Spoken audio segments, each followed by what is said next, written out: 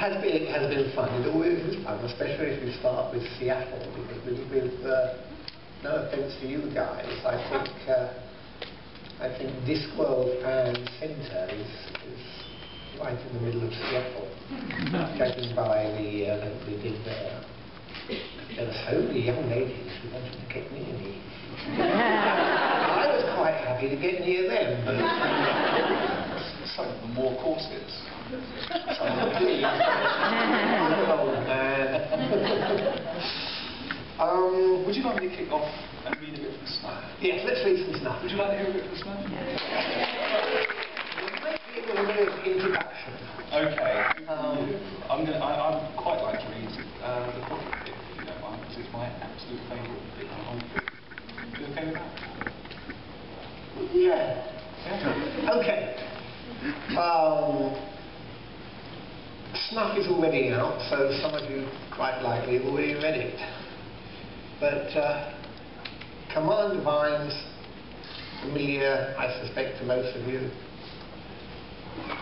Is, shall we say, moved out of his natural environment, and especially out of his comfort zone. He's in the countryside.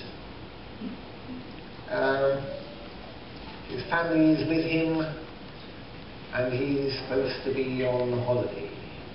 Well, boys and girls, we all know what happens when a policeman goes on holiday.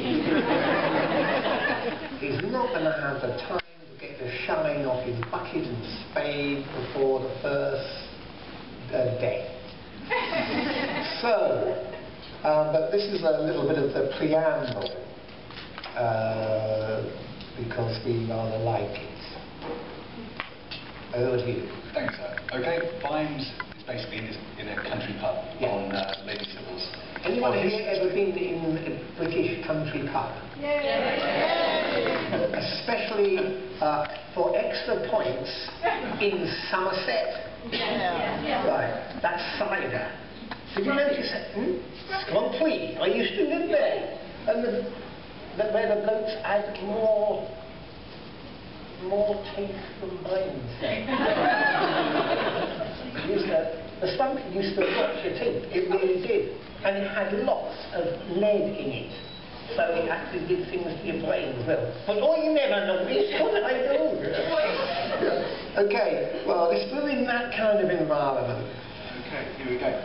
Vine's was becoming aware that the pub was filling up, mostly with other sons of the soil, but also with people who, whether they were gentlemen or not, would expect to be called so.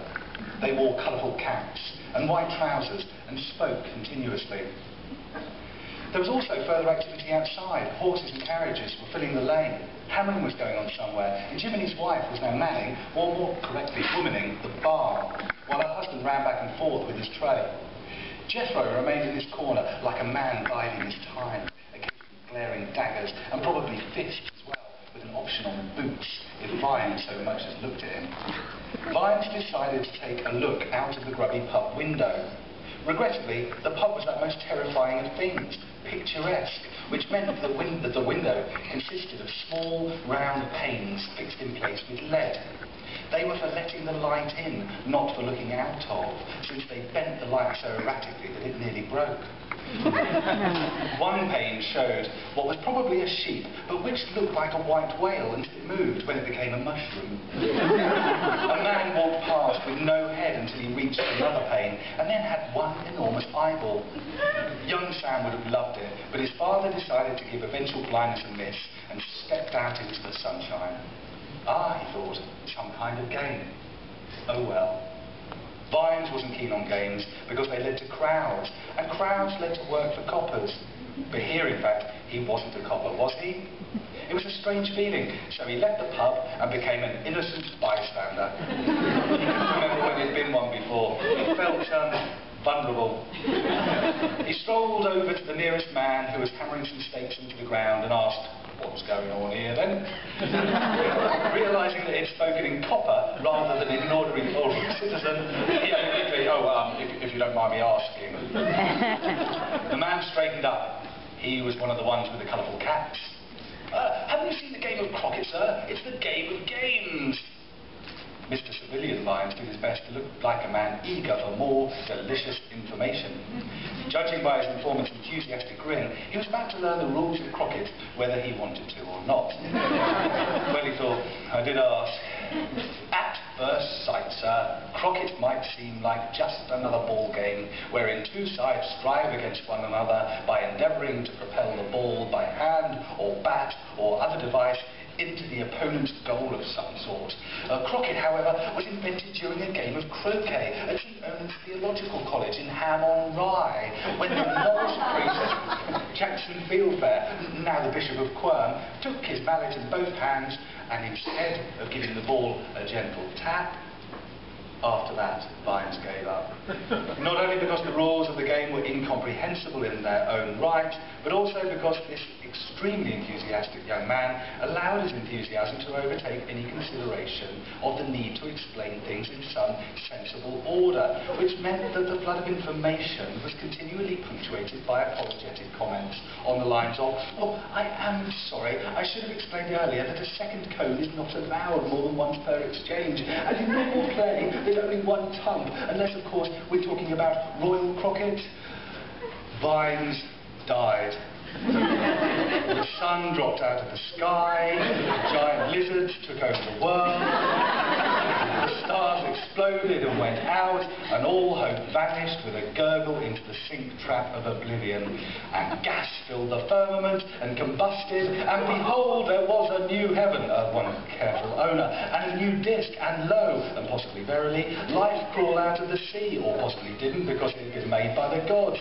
That was really up to the bystander. And lizards turned into less scaly lizards, or possibly didn't, and lizards turned into birds, and worms turned into butterflies, and a species of apple turned into bananas, and possibly a kind of monkey fell out of a tree and realised that life was better when you didn't have to spend your time hanging on to something, and in only a few million years evolved trousers and ornamental stripy hats, and lastly the game of croquet, and there, magically reincarnated, was Vines, a little dizzy, standing on the village green, looking into the smile countenance of an enthusiast. There's a lot more like that. I especially look forward to reading the Jane Austen bit. Why not the Jane Austen bit? Do you want to do the Jane Austen bit? Oh, I'll tell you what I do. I'll give it to Anne. Well, I think that people might want to ask questions, and we haven't got that much time. Thank you. Yes, the Jane Austen bit. You had a lot of fun writing that, didn't you? Yeah. The background to this is that Sybil has got lots of friends. Sybil is his wife. And one of them has, I think it's seven? Seven girls that she wants to marry off. And so there's a lot of balls involved. Now, I'm not a man to take advantage of this fact. But to be honest, I'm sure she had lots of fans, and I very much liked her life. But I couldn't stand a lot of Jane Austen when I was a kid. Mostly because I knew that my ancestors were probably going to be the farm workers. And in Jane Austen, no bugger ever does a hand's turn. They just keep on worrying about bloody bonnets. And so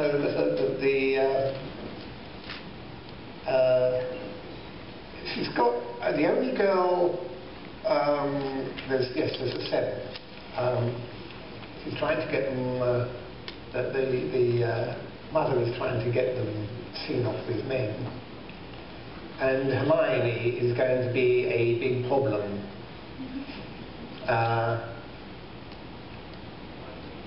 Because she's a lumberjack. At which point Vines says, it is a universal truth worth repeating that a man with rolling acres is in want of a woman who can handle a great big chopper. Unfortunately, his wife stops him saying the last word, but I thought you were all grown up here. At which point He gets slapped. and Terry asked me, and it's worth waiting to the end of the book for the bit at the end that always makes me laugh. Yes, can we find a tree with a naughty name? Google is my friend. Rude trees. There's a lot of rude trees out there.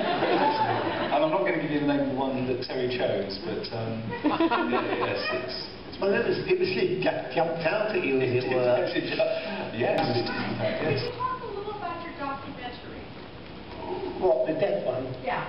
If you don't mind. That was a harrowing thing to do.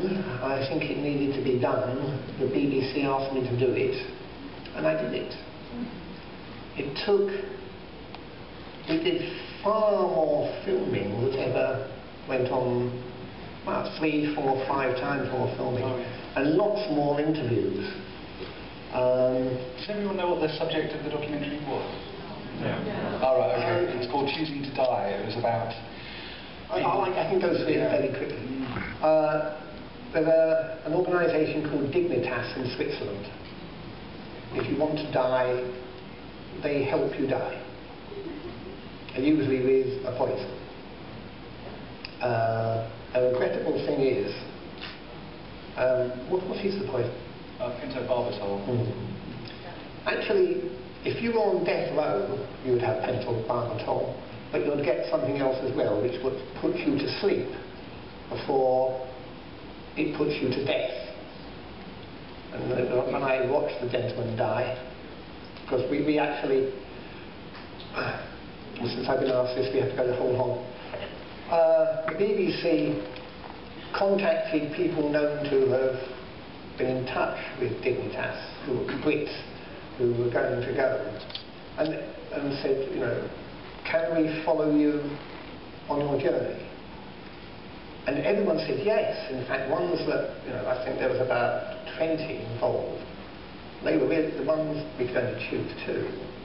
And they were quite upset that we weren't doing it. And they wanted to die, usually all for the same reason, that they were possessed of a debilitating and very unpleasant illness for which there was no cure. There were quite a large variety of these. And our researcher chose 2, and we did follow the journey of both of them, and were present at the death of one of them, which is what we're really talking about here.